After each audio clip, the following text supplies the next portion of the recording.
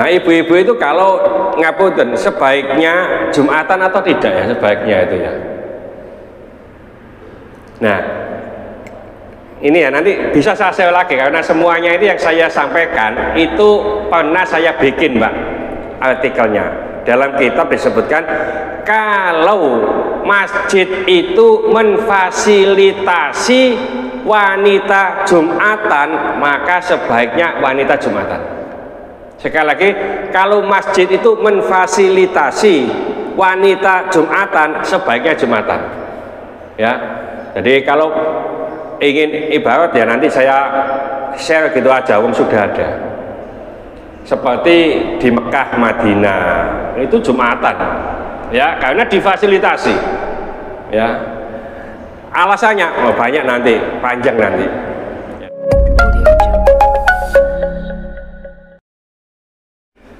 Assalamualaikum warahmatullahi wabarakatuh. Bismillahirrahmanirrahim. Alhamdulillahirabbil alamin. Wassalatu wassalamu ala asyrafil mursalin sayyidina wa habibina wa syafi'ina Muhammadin wa ala alihi wa sahbihi ajma'in wa man tabi'ahu bi ihsanin ila yaumidin, amma ba'd. Bapak-bapak, ibu-ibu jamaah Masjid Asy-Syafi'i rahimakumullah. Mari kita lanjutkan kajian kita di kitab Mukhtarul Ahadits An-Nabawiyah. Ini ada pertanyaan nih ya, monggo.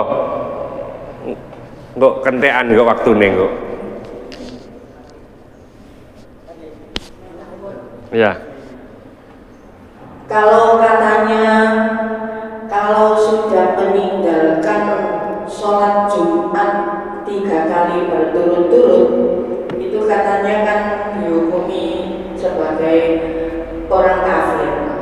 Ada keterangan bahwasanya kalau tidak sholat Jumat ya 3 kali itu kafir, ya, munafik. Ada keterangannya gitu memang, ya.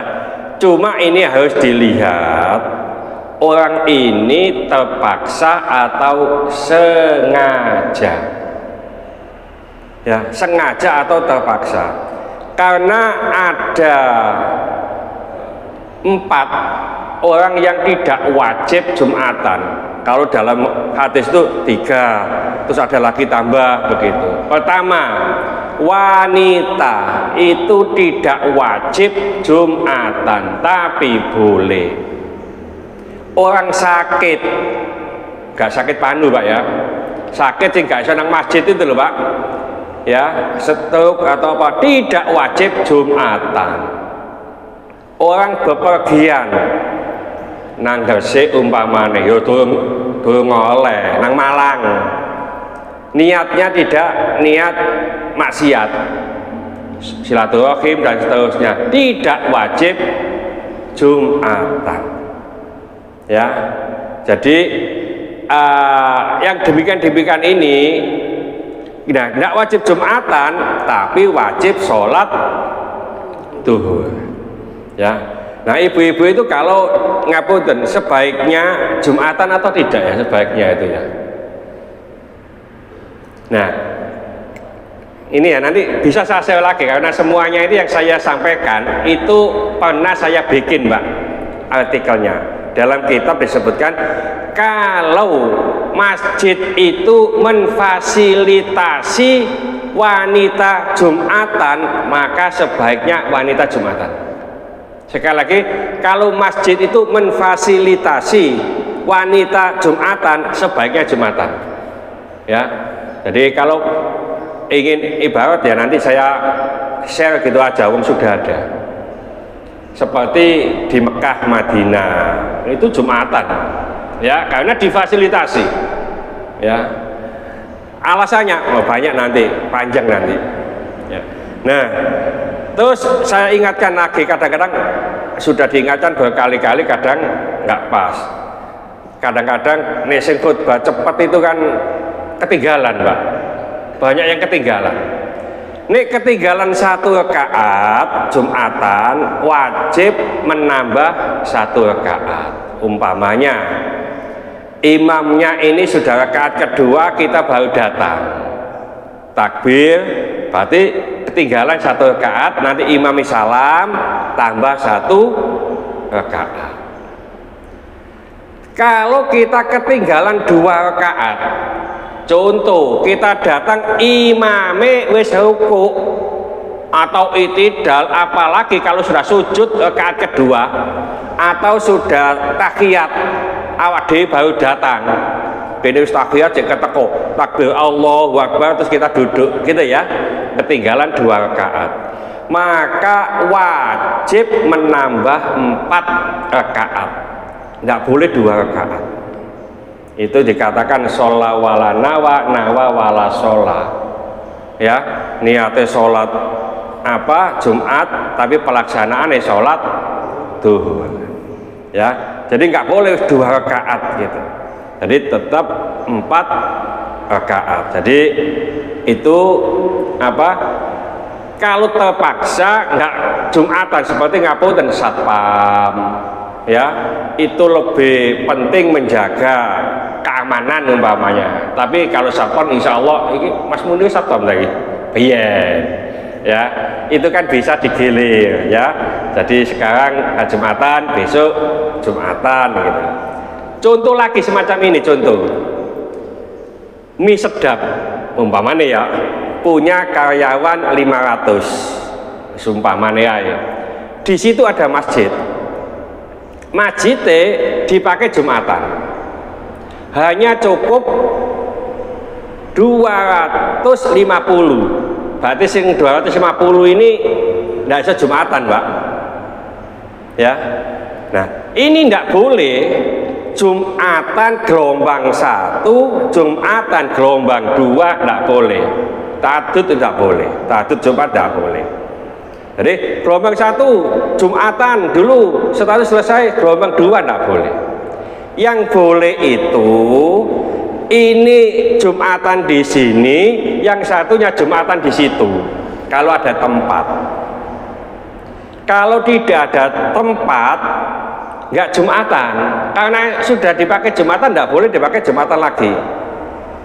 Sholat apa? Duhur.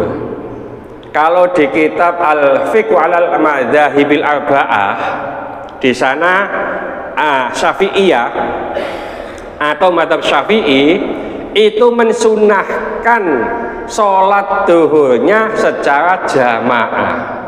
Jadi ini gak iso Jumatan, Mbak, karena gak cukup waktu nih, gak cukup apa tempatnya dan seterusnya, itu bisa sholat duhur dengan jamaah, ya. Nah, termasuk ngapunten, tak minum dulu ya. Termasuk di kapal tadi ya, di kapal kenapa nggak ngadakan jamaah, nggak ngadakan sholat Jumat, ya. Gini, yang terkenal itu kan madzhab ada 4, Pak, ya. Wong NU umumnya ikut madzhab Syafi'i. Nah, kadang-kadang ngapunten wong NU apa maneh pengurus NU, kadang-kadang nggak paham, pokoknya harus Syafi'i. Lihat ADART NU, ADART NU itu ikut 4 madzhab, bukan madzhab Syafi'i, ya. Ya kadang-kadang pokoknya NU ya Syafi'i ya, bukan. Jadi ikut 4 madzhab yang ada, tapi kebanyakan itu yang diikuti madzhab Syafi'i. Contoh, madzhab Syafi'i itu kalau Jumatan mensyaratkan, sekali lagi mensyaratkan 40 orang yang mukim, bukan orang luar. 40, ya. Ini gak 40 nggak sah. Terus Imam Maliki mensyaratkan 12 ditambah 1 imamnya. Itu Imam Malik itu Imam Syafi'i kenapa kok 40? Pasti ada dasarnya. Kalau disuruh mencari dasarnya, tidak usah mencari, yang dasarnya ada, tinggal ngambil.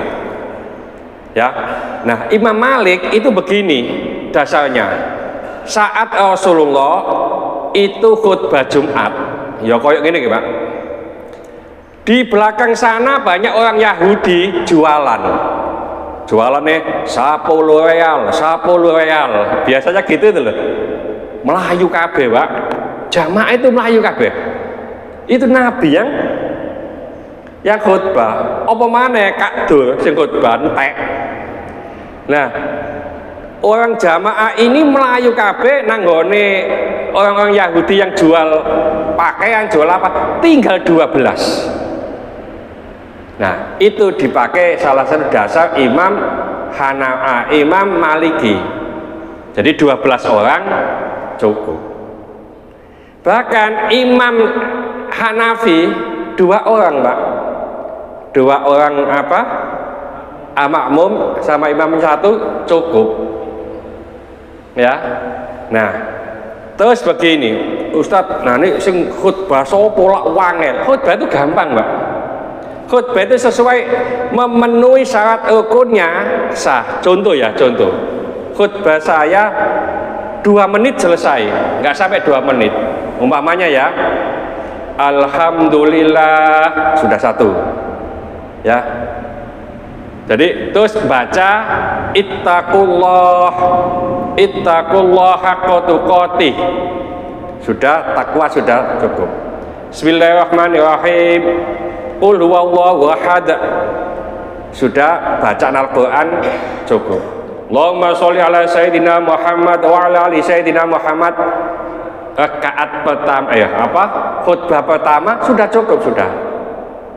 Lalu khutbah kedua diulang, alhamdulillah, ittaqullah, bismillahirrahmanirrahim, innallaha malaikatahu yusholluna 'alan nabi, ya ayyuhalladzina amanu shollu 'alaihi wa sallimu, Allahumma sholli ala sayyidina Muhammad wa ala ali sayyidina Muhammad, Allahumma ighfir lil muslimina wal muslimat. Sudah selesai. Jadi rukun khutbah. Jadi khutbah pertama itu ada alhamdulillah, terus sholawat, ya, lalu ittaqullah. Nah, baca Quran itu di salah satu khutbah, boleh pertama, boleh kedua, boleh pertama dan kedua. Yang khutbah kedua sama, alhamdulillah, ittaqullah, baca Quran tadi, baca sholawat, mendoakan orang muslim muslimat sedunia, sudah cukup. Nah, itu kalau udah dilakukan, masuk ke kapal wong limo gitu aja, kita ikut Imam Hanafi, sudah bisa. Itu ya. Jadi tidak menyulitkan. Kalau kita tidak bisa menggunakan mazhab Syafi'i, kita harus menggunakan mazhab yang lain. Contoh umpamanya jenengan sing berangkat haji terus tawaf, umroh terus tawaf, itu kan lanang wedok campur gitu, Pak. Batal, ya, tergesek. Itu nanti tawafnya gak sah menurut mazhab Syafi'i, karena kita gesekan laki-laki perempuan. Mazhab Hanafi enggak.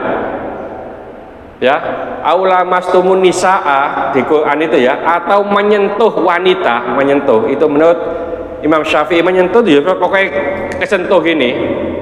Menurut Imam Hanafi nggak nyentuh ini, jima. Nek jima baru batal.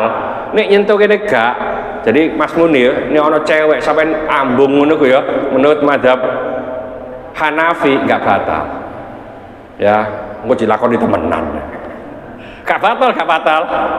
Ya, Imam Syafi'i batal. Imam Maliki malah beda. Pokoknya gak syahwat itu gak batal. Nek syahwat sopo ae dicekel batal. Karena syahwatnya itu.